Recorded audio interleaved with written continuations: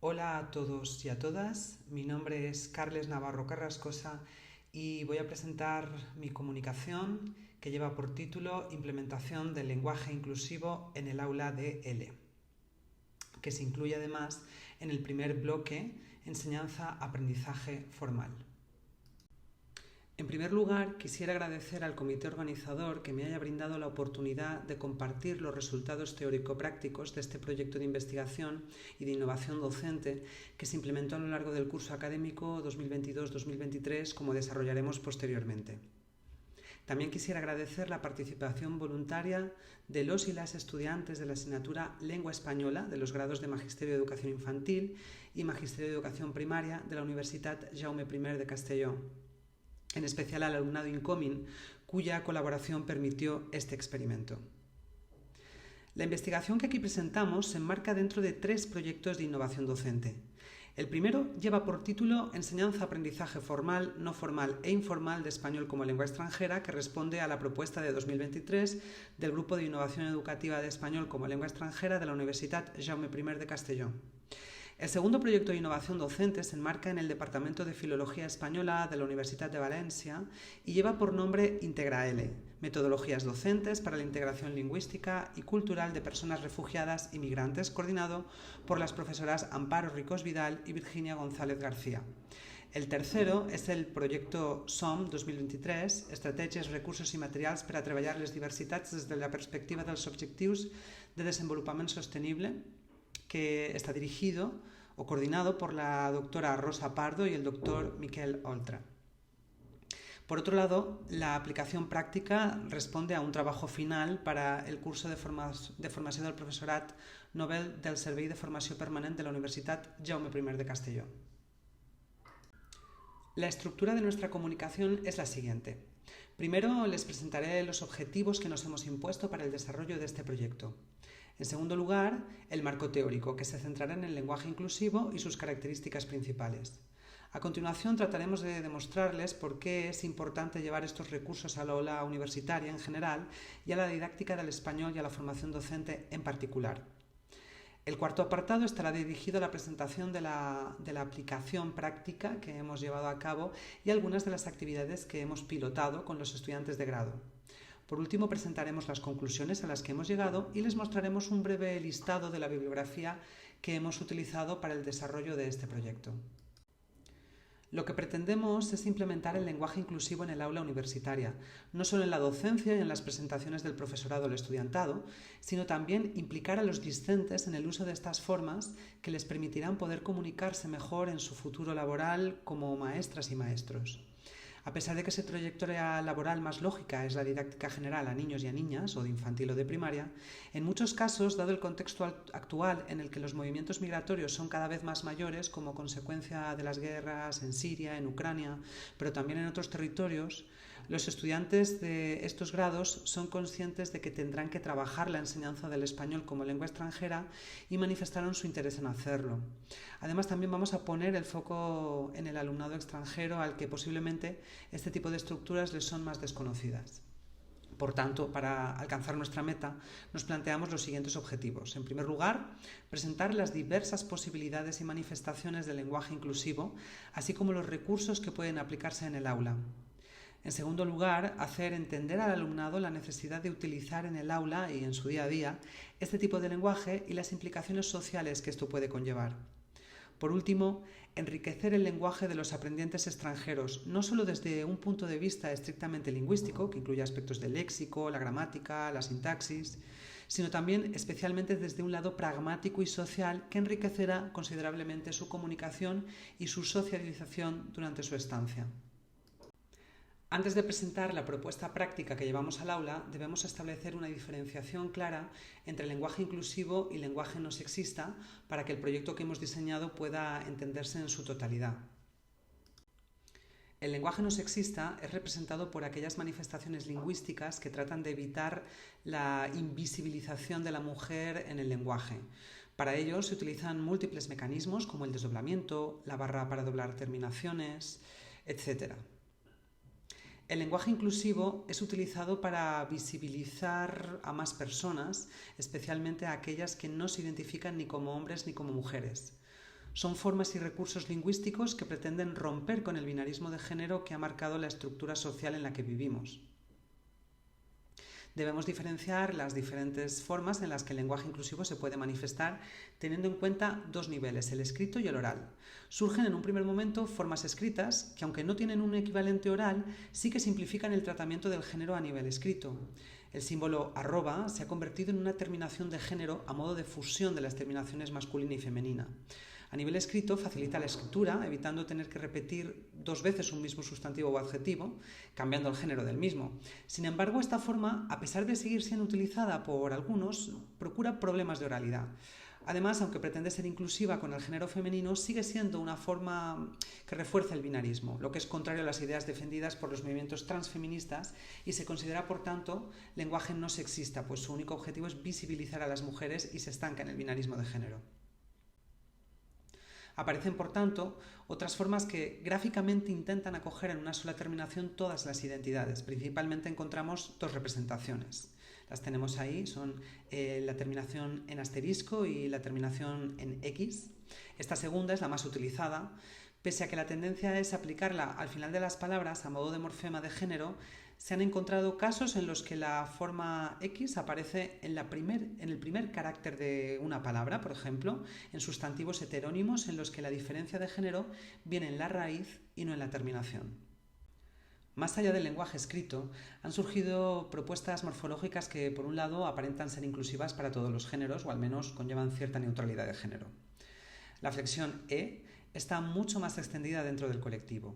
Es lo que hemos denominado el género gramatical no marcado. Se trata de una terminación propuesta por García Meseguer en el 77 para evitar el sexismo lingüístico del masculino genérico que, según él, no representaba a las mujeres. Esta forma se ha recuperado décadas más tarde ante la necesidad de una parte del colectivo LGTBI que no se identifica ni con el género masculino ni con el femenino. Son las denominadas personas de género no binario. Tratan de designarse bajo unas terminaciones que se ajusten mejor a su identidad. Podemos encontrar esta terminación tanto a nivel oral como escrito, como en el ejemplo que tenemos en pantalla. Únicamente se encuentra flexionada con sustantivos y adjetivos como una terminación de género alternativa a las flexiones normativas masculina y femenina. Además, se han elaborado pronombres para este género gramatical no binario, como se indica en este cuadro. Esta elaboración pronominal es una imitación de lo que ya se ha hecho en otros países europeos como Suiza, Holanda o Bélgica, que han creado un pronombre neutro para sus respectivas lenguas con el que aquellas personas que se sienten fuera de la dicotomía de género masculino-femenino pueden sentirse lingüísticamente representadas. Estos pronombres ya aparecen en algunos impresos o documentos burocráticos junto al masculino y al femenino como una tercera opción a completar por los usuarios. Estos pronombres y sus terminaciones en E, ejemplificadas en la segunda tabla que aparece en la presentación, han nacido, como decíamos antes, en los movimientos transfeministas. En el caso de la flexión en singular, el objetivo de los hablantes, al aplicarlas a la lengua, es hacer referencia a las personas no binarias en la mayoría de los casos. Esto se ejemplifica en el siguiente extracto de una entrevista que se hizo a personas cisgénero dentro del propio colectivo LGTBI. En el caso de los sustantivos en plural, se han encontrado enunciados en los que parece hacerse referencia al género no binario o como forma inclusiva para todos los géneros, sobre todo el masculino y el femenino. Ambos casos se ilustran en los siguientes ejemplos.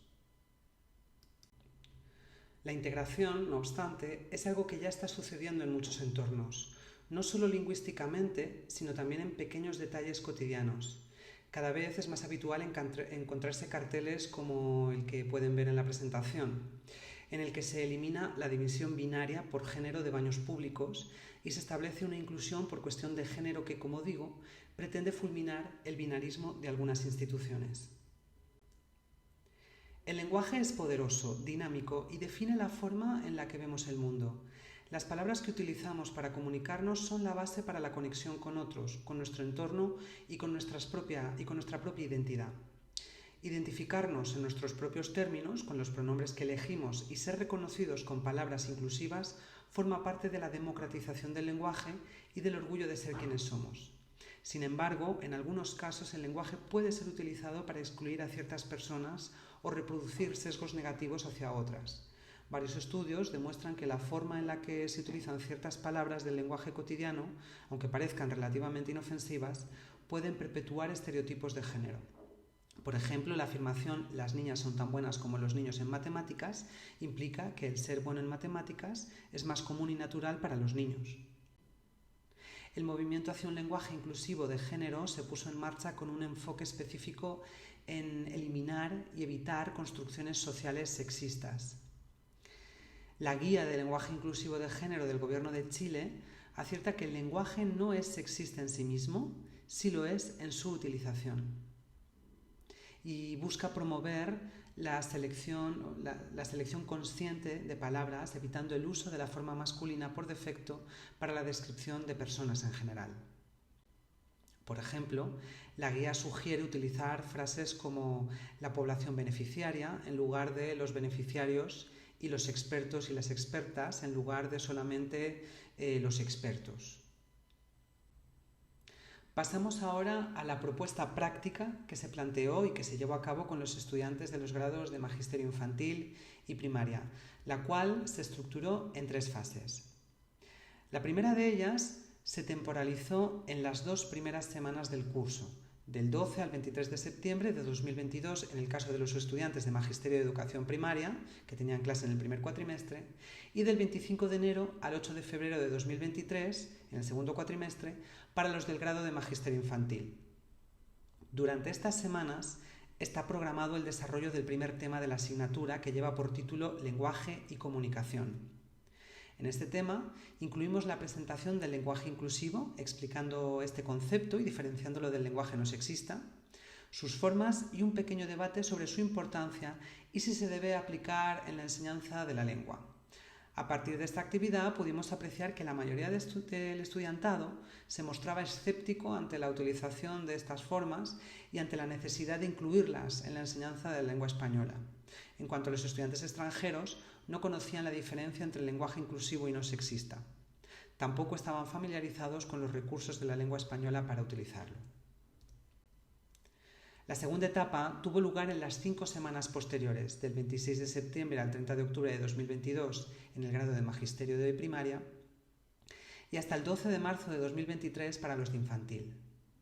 Las actividades de esta fase se incluyeron a lo largo del desarrollo de los temas 2 y 3 del temario, que se corresponde con la lengua oral y la lengua escrita respectivamente. El procedimiento de estas actividades sigue una metodología sutil a partir de la cual se incluyen muestras del lenguaje inclusivo sin indicarles a los discentes que se está trabajando este tema. El objetivo, pues, es trabajar los contenidos y las destrezas que se indican en la guía docente de estos temas con materiales en los que se utiliza el lenguaje inclusivo. Los resultados de la segunda fase se hicieron evidentes al finalizar la tercera. En esta última etapa se propusieron actividades prácticas en las que los y las participantes trabajaban el lenguaje inclusivo de manera directa y consciente. Posteriormente, para finalizar, se planteó un debate similar al de la primera semana del curso, en el que se discutía nuevamente sobre la importancia del lenguaje inclusivo y su planteamiento en el aula de lengua española. Esta fase tuvo lugar durante la primera semana de diciembre, en el caso de los estudiantes que cursaron la asignatura en el primer cuatrimestre, y la segunda semana de mayo para los estudiantes del segundo cuatrimestre. Las prácticas que se plantearon en esta etapa fueron agrupadas en 2. Por un lado, una serie de ejercicios de reformulación en los cuales los discentes debían corregir aquellas fórmulas del lenguaje que pudieran resultar discriminatorias o invisibilizadoras y modificarlas aplicando las estrategias del lenguaje inclusivo planteadas al principio del curso en la fase 1 y ejemplificadas en los materiales provistos en la fase 2. Por ejemplo, en un enunciado como el que mostramos, los niños deben recoger su silla y colocarla encima de la mesa al finalizar la clase, asumiendo que el referente del sujeto de la oración no es un grupo de varones menores de edad y sí un conjunto de infantes de diversidad de género. Este sintagma debería ser modificado y sustituido por un sustantivo más genérico o neutro, o incluso con el desdoblamiento. Otra actividad propuesta consistió en plantear la redacción de un texto dirigido a familias de un grupo de primaria o de infantil hipotético. Para ello solo tenían dos pautas: una extensión media de unas 200 palabras y el uso del lenguaje inclusivo. Para finalizar, como ya se ha apuntado tras la realización de las actividades, se volvió a plantear el debate sobre el uso y la enseñanza del lenguaje inclusivo. Tras haber puesto en práctica esta propuesta de implementación del lenguaje inclusivo en estudiantes universitarios de los grados de Magisterio en la Universitat Jaume I, hemos llegado a las siguientes conclusiones. En primer lugar, el número de estudiantes que consideran que la necesidad del lenguaje inclusivo en las aulas es necesario ha aumentado tras las distintas actividades. Son más los que han considerado pertinente esta implementación en el segundo debate que en el primero. En segundo lugar, después de esta experiencia, la mayoría de estudiantes considera que ser consciente de las distintas identidades, no solo de género, sino también relacionadas con la identidad sexual, que están presentes en nuestra sociedad, puede ayudarles a conocer mejor a sus futuros discentes y, por tanto, les permitirá desarrollar mejor sus labores formativas. Y por último, tras las valoraciones de todos y todas los participantes de este proyecto, creemos que se hace evidente que el conocimiento de las diversas realidades en cuanto a la identidad de género y la orientación sexual y los resultados lingüísticos que estos pueden llevar asociados no solo aumenta las capacidades docentes de los futuros maestros y maestras, sino que también eliminan los prejuicios lingüísticos con los que la mayoría de estudiantes iniciaron la experiencia que hemos planteado. Es cierto que es un primer acercamiento a la implementación del lenguaje inclusivo en el aula universitaria o para el aula de lenguas extranjeras, del español como lengua extranjera, pero esto debe seguir trabajándose y perfeccionándose y consideramos, por tanto, que es un buen principio, dados los resultados que hemos extraído. Aquí pueden consultar la bibliografía básica que hemos consultado para elaborar y diseñar este proyecto. Muchas gracias por su atención y, por supuesto, responderé con mucho gusto a las preguntas y dudas que hayan podido surgirles después de la visualización de este vídeo. Muchas gracias por su atención.